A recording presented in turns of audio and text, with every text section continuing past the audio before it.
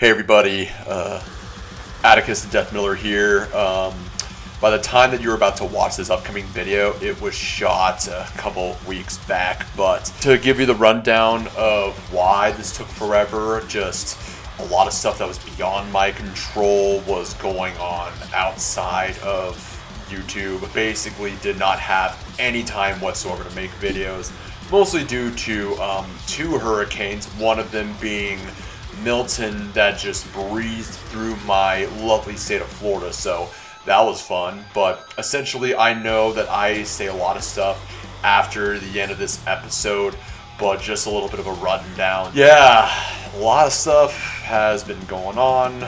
Currently I am out of my hotel job, so no more getting up at the crack of dawn. It's just a huge breath of fresh air for me. But I'm currently looking for jobs, and I just had a lot of financial woes after that, because also my last job was not paying me that much. So there's all those factors, but evidently I may be taking a temporary hiatus just to make sure that I'm financially covered. I don't know what the future is in store for me, but I am currently looking for other jobs. I might make several videos for the next 2 months. It depends on how I am feeling and what ideas I have in mind. But thank you all for waiting for the next episode. I apologize 1,000-fold. I understand that my life outside of YouTube is wild, and thank you for your understanding. And yeah, on to the video. Enjoy.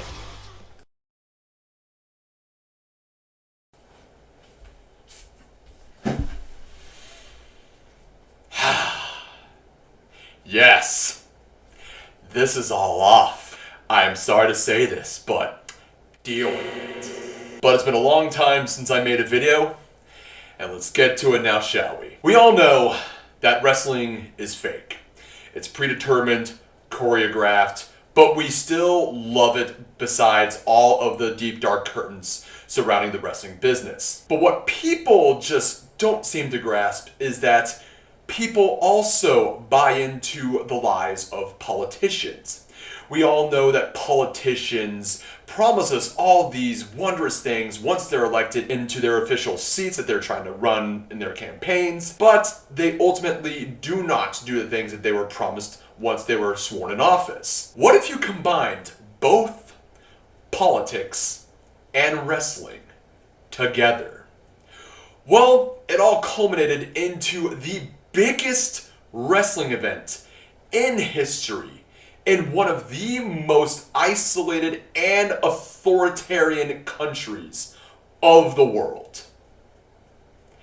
This is Collision in Korea. A date which will live in infamy.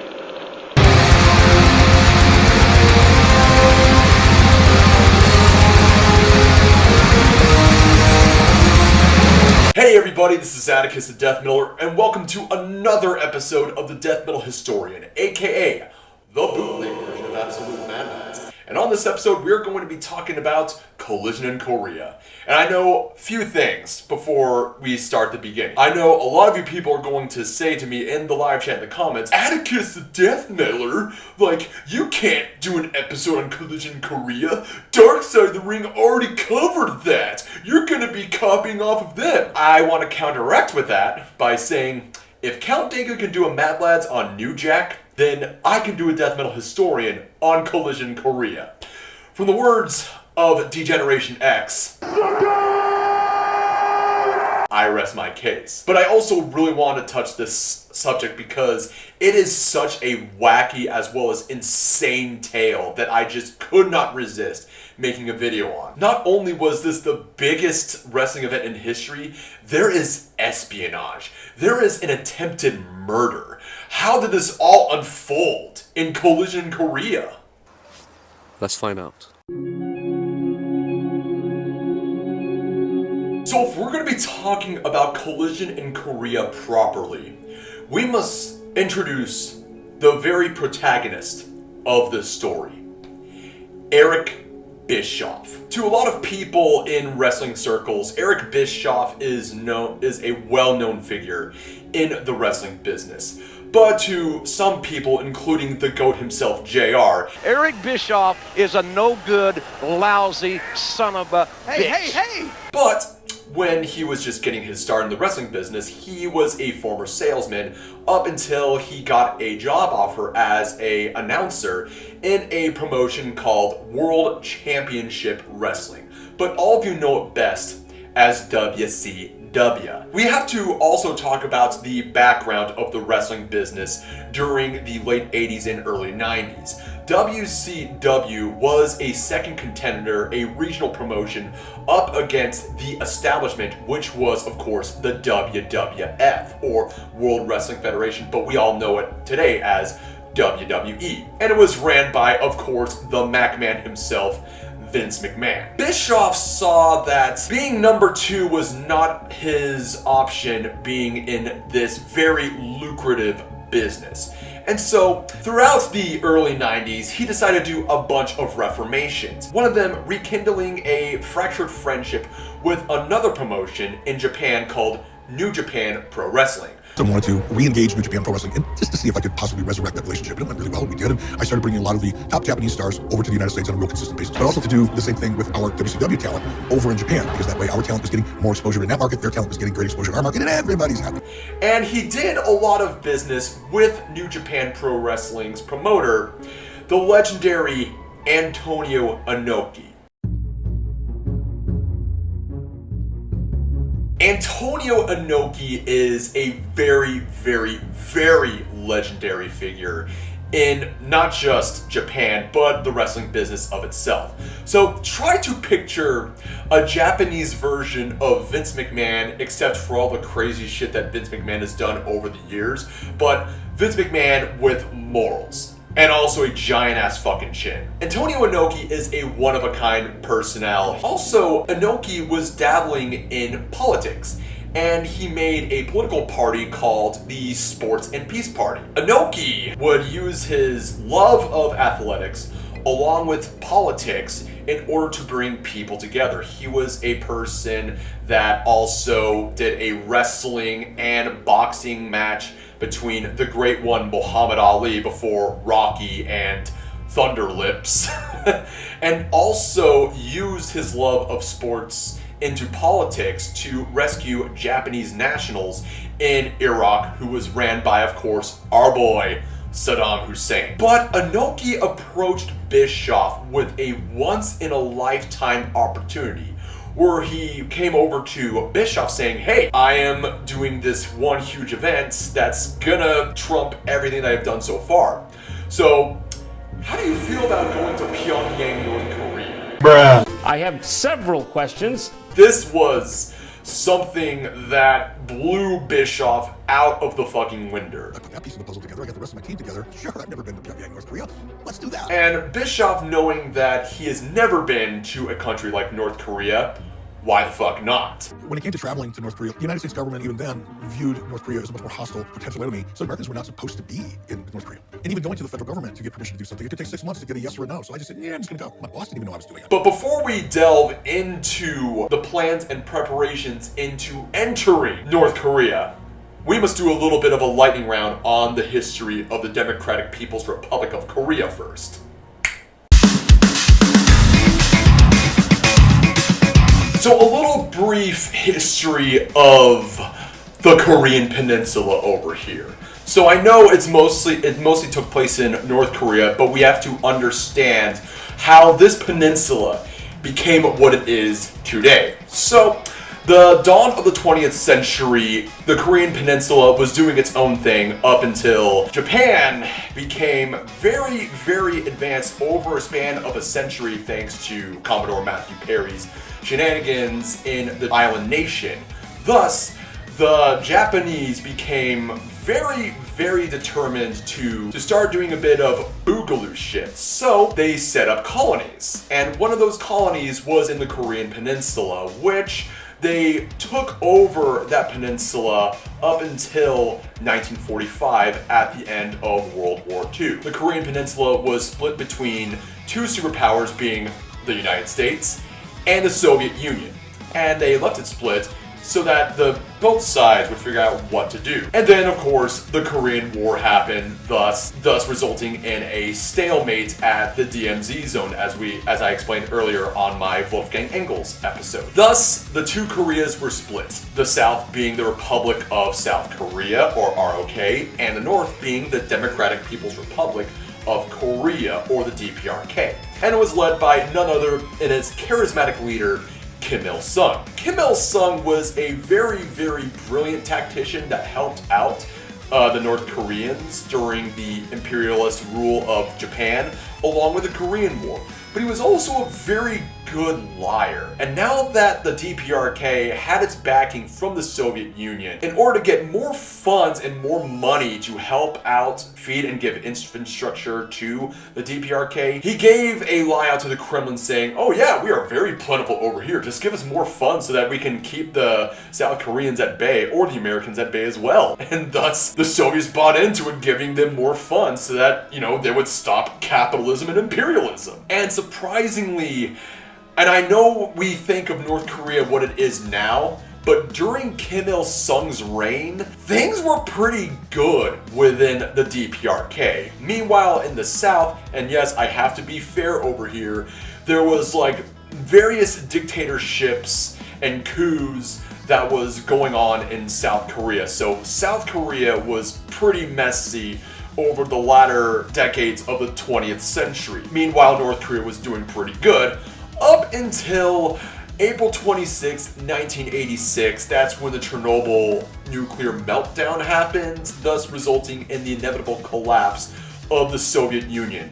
And thus, North Korea didn't get its funds, especially when Kim Il-sung was doing his passion project of the Ryugyong Hotel, that one really creepy looking hotel that you see in downtown Pyongyang. Yeah, most of that funding that was given to him by the Soviets was used to make that hotel. And then on July 8, 1994, Kim Il-sung passed away. And thus, the leadership was taken over by his son, Kim Jong-il. And we all know that Kim Jong-il was a dastardly son of a bitch.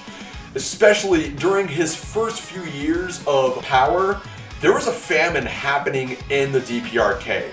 Now, there was food being shipped over, but it was being shipped over to Kim Jong-il's palace while he was doing mukbangs before Nikocado Avocado. Goddamn. I am still surprised that he lost all that weight. But yes, by the time that Coalition Korea was beginning its preparations, the DPRK was going through a crazy famine. Now, there are not a whole lot of estimates about the famine that was going on, but I can definitely say it was pretty bad. And there was a massive wrestling event happening while there was a famine. But there was a green light.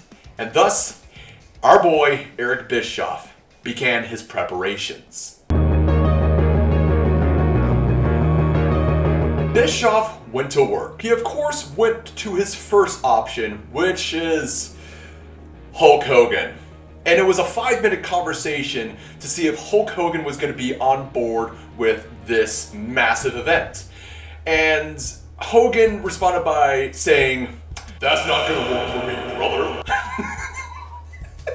I had to sue it. I had to do it. And quite honestly, as someone who is very biased on Hulk Hogan, I'm glad he turned that offer down. But Bischoff went to his second option, and it was the limousine riding, jet flying, wheeling dealing, kiss dealing, son of a gun that can kiss any woman of my 3K subscriber base, even that fat one, and make her cry. The Nature Boy, Ric Flair. Hell, my life just started, Jack. You get on Space Mountain, you'll be like this. Who are you? And quite honestly, having the Nature Boy on board was a good decision, which you will know later on. Ric Flair was on board, and he brought out the other wrestlers, which was Scott Norton, Too Cold Scorpio, which we will be talking about those two very often in this episode, Chris Benoit, God, Chris Benoit. Road Warrior Mike Hegstrand Hawk, we will also be talking about him, along with these New Japan Pro wrestlers. Masahiro Chono, Hiroshi Hase, Shinya Hashimoto, and also the manager Sonny Ono. But there was also another well-known figure joining the entourage. The great one himself, Muhammad Ali. He lived most of his life trying to be an ambassador to world peace, and he really believed in breaking down barriers of cultures and religion and race. Since, him and Inoki were very close friends, and he was down with this offer of doing this huge peace event. And thus, they were in Tokyo airport, and you know that scene in the interview where they were getting their ride? Yeah, that's exactly what happened. That was the moment when we all got on that plane and realized it was a military transport. Wasn't the safest looking plane, certainly not comfortable, not what the guys were used to. This plane was like made in the 40s, and I'm telling you, it was a piece of garbage. Flair was the funniest. We can't find this thing. He's just losing it. And that was what the DPRK had to offer this entourage. That was the first red flag. And then they see how crazy it was getting, seeing the DMZ zone and seeing all these freaking tanks and cannons on the heavily guarded border. And then all of a sudden, as you get closer to the border, you see all these cannons, set up and army stuff set up, aiming toward the north. We kept flying over, we seen all the north tanks and shit pointing toward the south. I was like, okay, what am I really getting myself into? And right when they entered the airplane, it was just exactly how it was during the interview. And we're getting our bags. We're walking to the airport. Once we got inside, it was caked with dust this high. It was unbelievable. Nobody's been in this room forever. And the one craziest thing is right when they were going through customs, the guards took all the wrestlers' passports. That was the second red flag. I said, what the you doing? You don't lose your passport when you're doing what we do. Along with other items like Walkmans, other stuff that reminded them of home, they took all of that. I'm in a communist country. You took my passport. Now what's going to happen to us? And everything goes into place that, oh shit. My attaché, she told me that I was only the 7th American to step foot in North Korea that hadn't been either shot down or captured.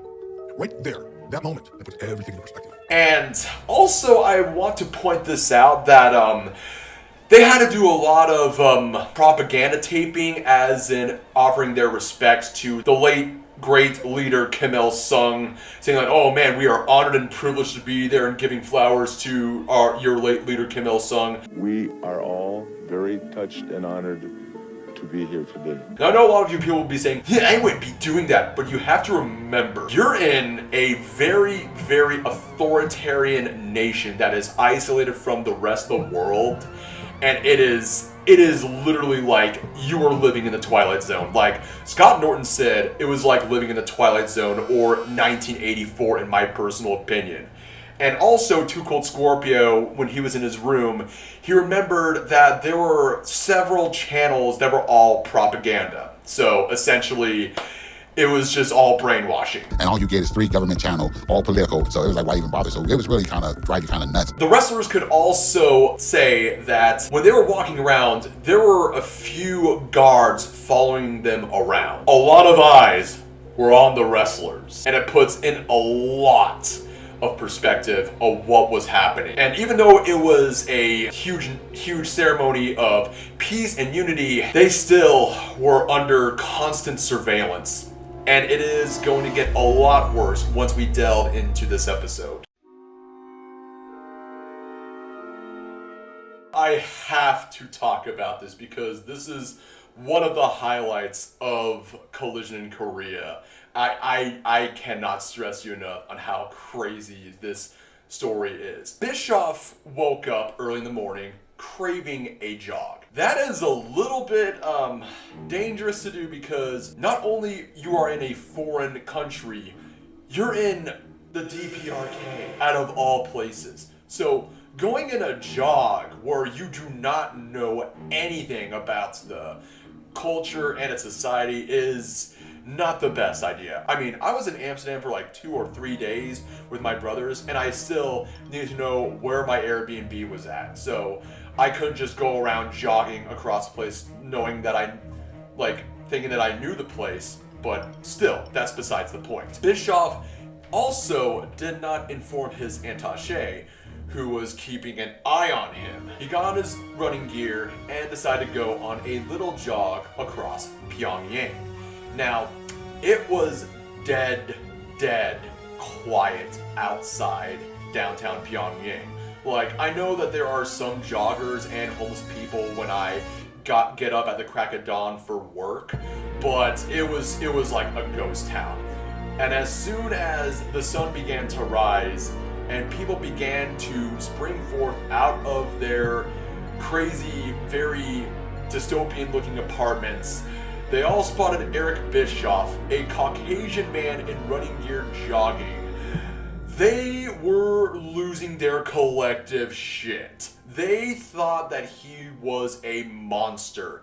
And little boys and girls getting ready for school, seeing this white man jogging was like the stuff of nightmares for them. Like, this is a very messed up comparison, but imagine a Palestinian child with a group of Zionists. Or, I shouldn't make this comparison. How about another comparison? Imagine an interracial couple in a deep southern town where there's Confederate flags flying all over the place. That's their exact reaction to Eric Bischoff. But it left a very lasting impression on him on how insane political propaganda, especially fear-mongering, it can make people do some crazy shit. All these people thought that Bischoff was the devil when he meant no harm whatsoever, just doing a jog. It left a lasting impact on him. You got this American that's supposed to be idea of evil that they have never. Imagine most of these people have never seen America. So, this guy's coming running at him. Can you imagine what these people thought? And when he finally made it back to his place, his attaché was waiting for him, and she was fucking spewing hot coals at him. So she had some words for him. She was livid. And I thought, God, if I don't see her tomorrow, it's because they're going to shoot her for letting me go out and run through the streets in downtown Pyongyang. I was literally concerned for her. But there was another crazy story out of other crazy stories I must mention. The one that involved plotting a murder.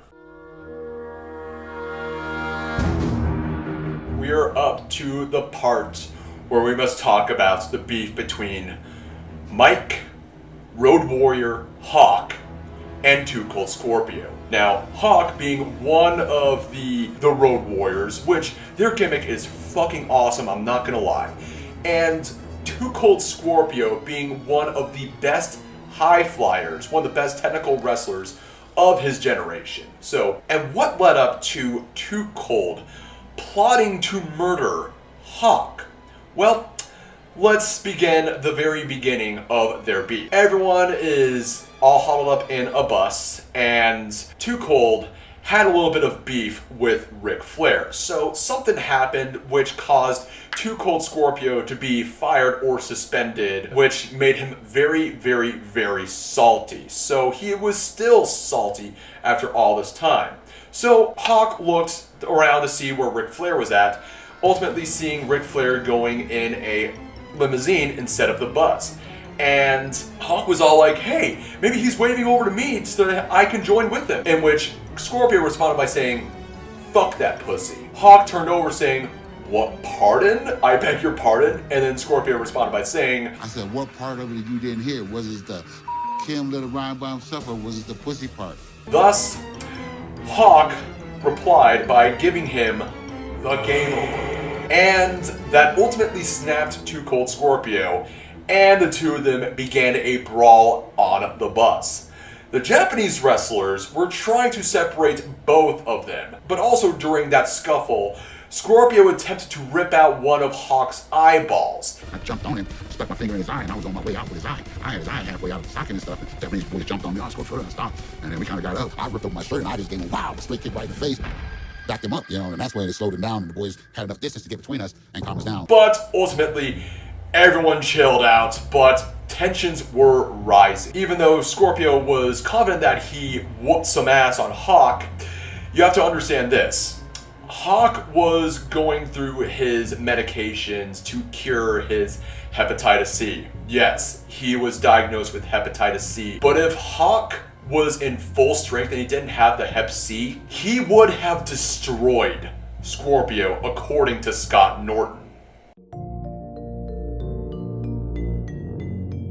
After that scuffle and after a few tours around Pyongyang, Scott Norton retired to his room. Now, he had a room all by himself, and he wanted to contact his wife to let her know what is going on.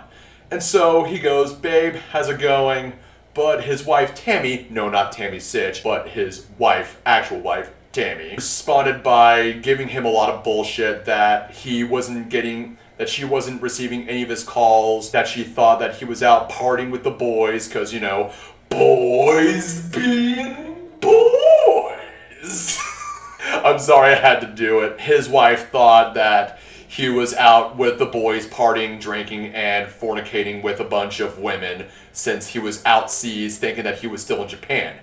But Norton responded to her and tried to explain to her by saying, "Babe, you do not know what kind of shithole I'm in." And right when he said that, the phone line cut, and Scott Norton was frustrated. And as he was having his little meltdown, he had a knock on the door, and he was like, "Great, now what?" He opens the door to see a higher up officer staring right at him, and in perfect English saying, "You come with us." And Scott Norton, you have to remember, he is a huge hulking motherfucker.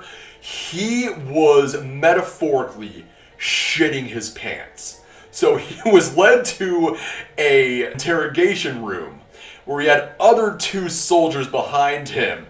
And this officer saying, "What you talking about, North Korea? You say it's a shithole? You don't talk shit about North Korea." And Scott Norton was all like, "You were listening to what I was saying? You were listening to my conversation with my wife? I was just explaining to her where I was at." And he was not having it, saying, "Do not talk shit about North Korea. North Korea is a very superior nation," which I highly doubt. Scott was willing to do anything to get out of the situation. I'm pretty sure he was willing to get on his knees and suck his dick. And so he apologized profoundly to this officer. In the meantime, he was let go. And this I thought was something I could not deny talking about, because this puts in a lot of perspective. If you were visiting this nation, you would be constantly surveillanced. Like, goddamn. I know there's like stuff going on with the NSA and the FBI, like my FBI agent, like getting sick and tired of me rambling, ranting, and raving and other stuff.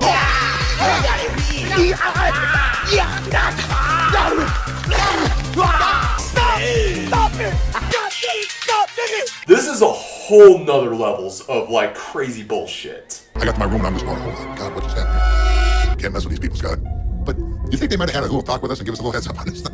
They just told you as you went, you know what I mean? I apologize in advance if the mic's not working. It's because while I was shooting this one segment, the battery died, and then I had to charge it, and then I had to do a bunch of other stuff outside of this video. But if it looks like that it's a little bit dark at my room, that's because it is currently, by the time I'm shooting this, it is 8:43 p.m. So yeah, let's continue on.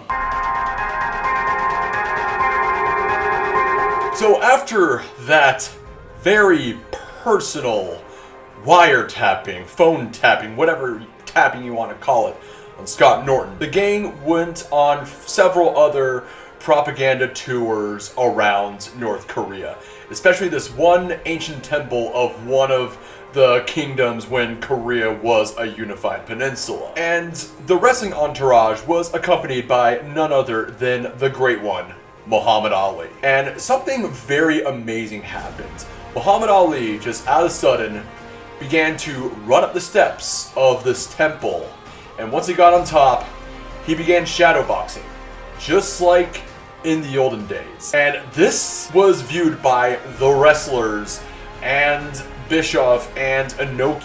And you have to understand, like, seeing Muhammad Ali with that age, it is a sight to behold. And don't get me wrong, Muhammad Ali is great, but I much prefer Tyson. That's your asshole! God, when we out there lubricated, all wet and sweaty and all that, when my sweat is pouring on your chest, oh God, that's when I love it best. God, those heavy strokes, the heavy deep breaths, we're gonna be just blaming you from the back. I swear to God. Oh God, what the fuck is wrong with this nigga? But regardless of that, it must have been amazing getting to see Ali in the flesh doing all of that. And after that amazing spectacle, Too Cold decided to try to make some amends with Hawk after their first scuffle, saying, "Look, bro, I said, we're supposed to be over here on a peace treaty.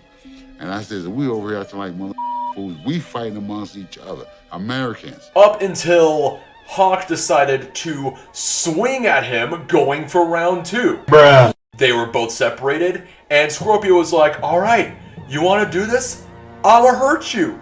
I'ma hurt you real bad. And thus, he begins his plans of murdering someone in North Korea. Too Cold Scorpio believed that 2 hostile encounters against Hawk was too much. He was going to have to take matters in his own hands. He was going to murder Hawk when the time was right. At a dinner function, he stole 2 stainless steel chopsticks, and right when he retired into his room, he began to open the winder and began to sharpen the stainless steel chopsticks to a sharp point, making a shiv. And there was a witness to this actually, and it was none other than the Canadian crippler himself, Chris Benoit. He sees Scorpio and goes, "What the fuck are you doing?" In which Scorpio responds by saying, "Yeah, that Hawk motherfucker, I'm gonna be killing him. I'm gonna kill him." And Benoit, out of all people, says, "You do know that's a bad idea, right? If you do this, you're gonna be locked up for the rest of your life." Let me just say this. When Chris Benoit, out of all people, tells you that what you're going to do is a really, really bad idea, there's a fucking problem. Chris Benoit, out of all people, is telling you that. Bruh. My God. Scorpio didn't care whatsoever. Hawk disrespected him twice, and he was going to teach him a valuable lesson. But first, they had to do 2 extraordinary shows at Collision in Korea. April 28th, 1995. The big day was upon us. Everything was set in place at the big major May Day Stadium in Pyongyang. As the gang were driving over to their destination, they saw rows upon rows of people congregating to this huge stadium. And Scott Norton said, "Oh my God, we are drawing a huge crowd." In which one of the attaches responded by saying, He says they don't want to come. He says if they don't show up, they're going to bullet in the head.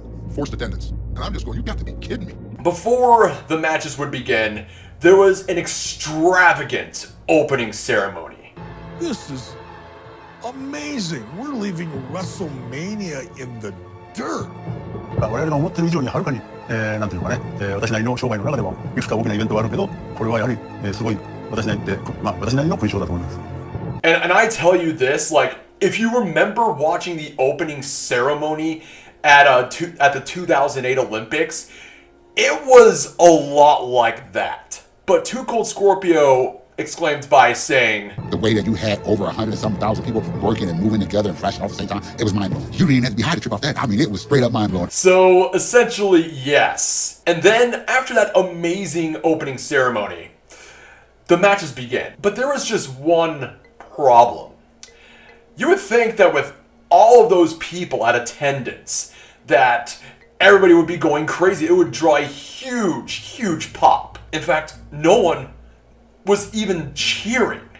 Because wrestlers are expected to have, like, boisterous and loud cheerings at their matches. It was just dead silence. And for the wrestlers, it was extremely hard, extremely difficult to do something to make sure that the crowd would be involved. This is a society where this kind of extravagant display of people throwing themselves around, especially, for example, the female wrestlers, must have been utterly alien to the North Koreans.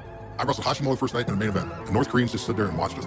We never got a reaction to anything. But you also have to remember, this is the DPRK, one of the most isolated, authoritarian, communist hermit kingdoms in existence. All these people never, ever, ever seen a wrestling match. It's kind of like, you know, if you were in Arrakis and then you had to deal with the culture of the Fremen. That's pretty much what it was like. But the mood changed when Antonio Inoki entered the ring up against Ric Flair.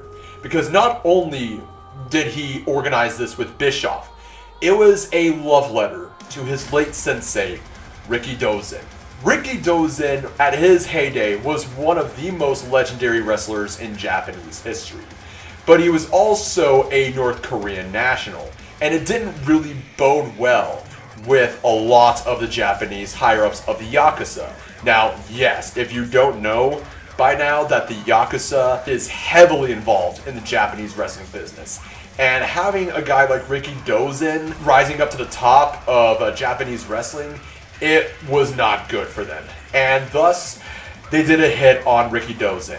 And the myth goes was that Dozen professed his love to the Democratic People's Republic of Korea. And so a lot of people knew of Inoki through his sensei, Ricky Dozen.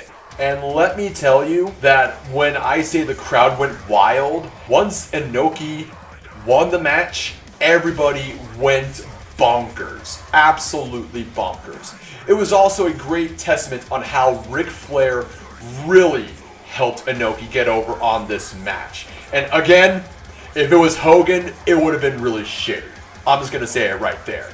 I mean, a lot of the other wrestlers said that that was one of the best matches they have ever seen.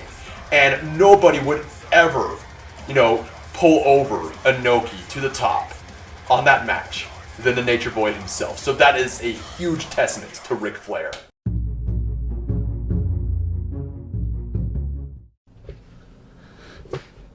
Again!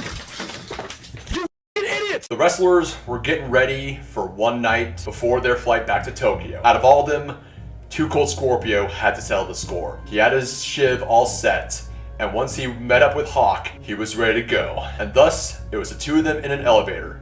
And he looked at him, saying, "You want to do this?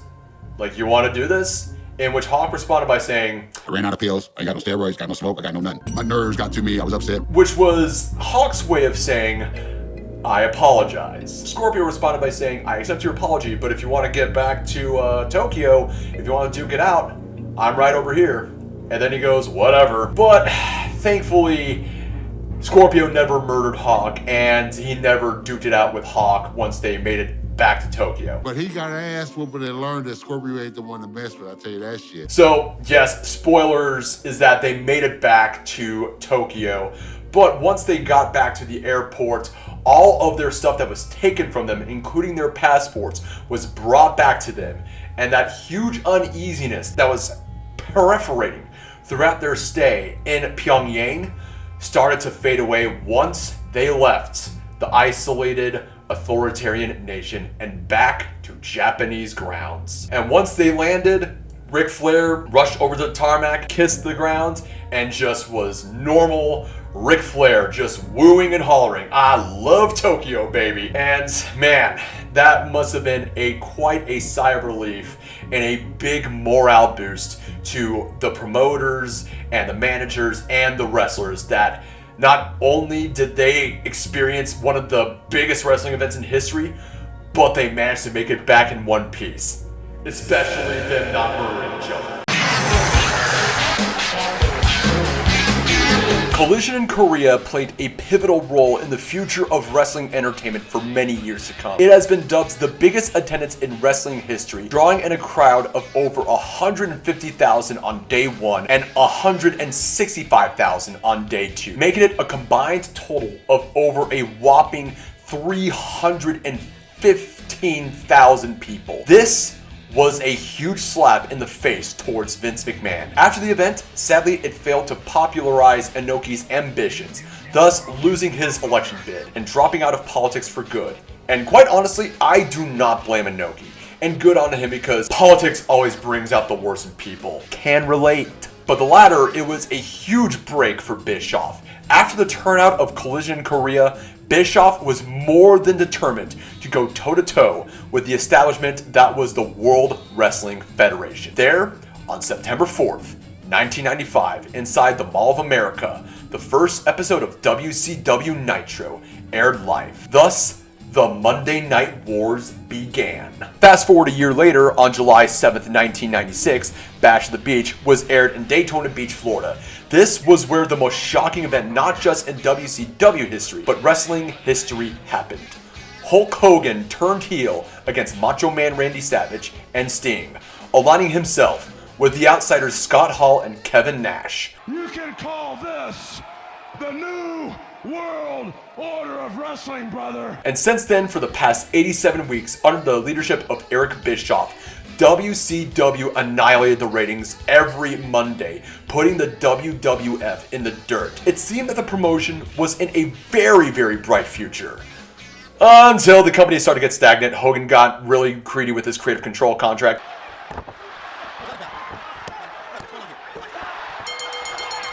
Bischoff being fired and Vince Russo joined the company amongst many factions that led to WCW's downfall on March 26, 2001 in Panama City, Florida, resulting in Vince McMahon having the last laugh. But besides all that, WCW would not have that amazing run if it wasn't for Bischoff's involvement with Inoki in Collision in Korea, with helping create that event along with beating the WWF in the ratings for 87 weeks. On April 6, 2021, Eric Bischoff was inducted in the WWE Hall of Fame.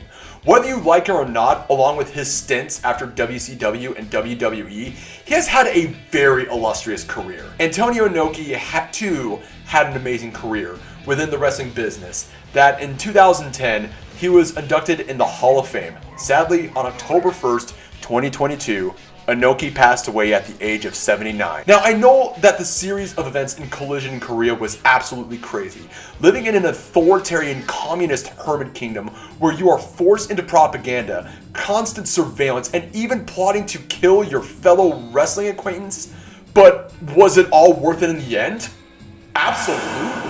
Again, this was a once-in-a-lifetime opportunity, which many of us would not even dare to attempt. Scott Norton stated that it was one of the best wrestling events he ever worked in his entire career.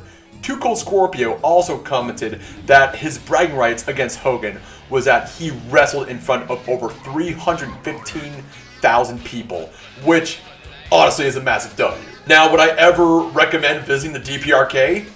Absolutely fucking not. I would not recommend it. And that, my dear viewers, concludes the events and the stories of that amazing tale that is dubbed Collision in Korea. If you go to Wikipedia, folks, largest wrestling event in the world. Yep, I did that.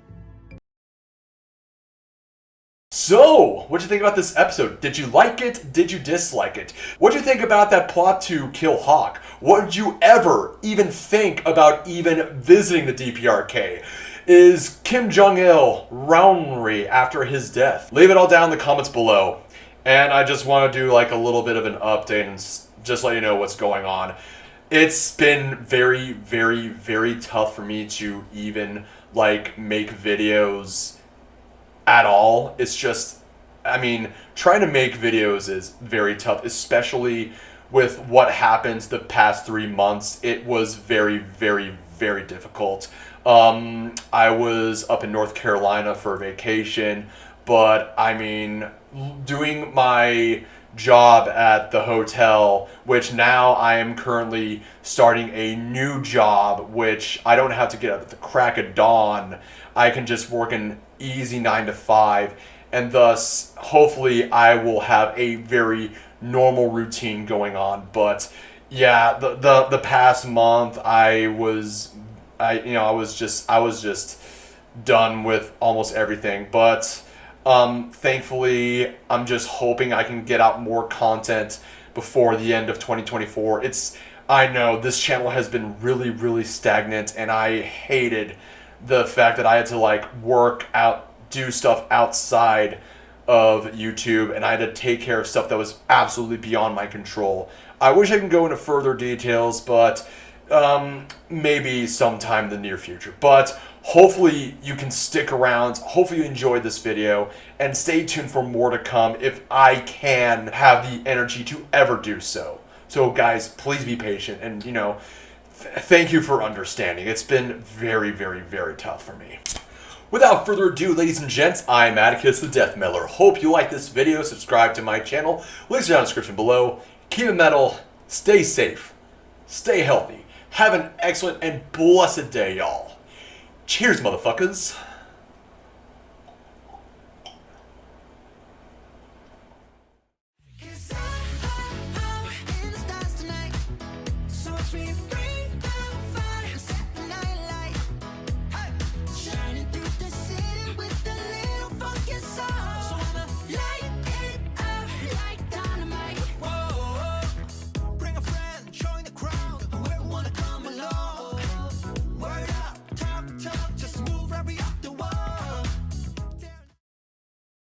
Again!